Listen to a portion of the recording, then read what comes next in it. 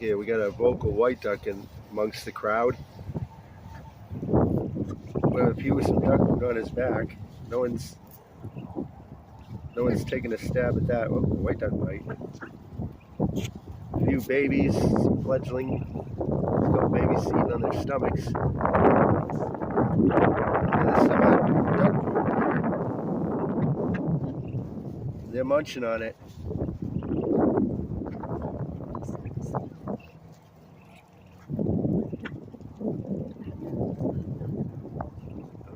I know the ones with the babies on their stomachs. They're relaxing.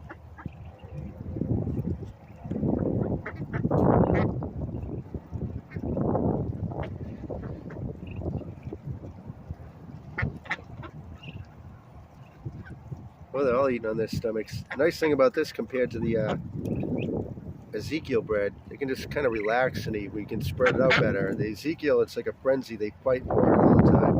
And then they bite you.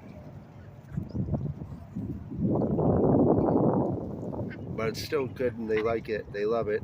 But this, they can kind of relax. You notice how these, especially these babies, they're just laying on their stomach. They don't have to fight anybody. They're just pecking away. And all that noise you hear is the white duck.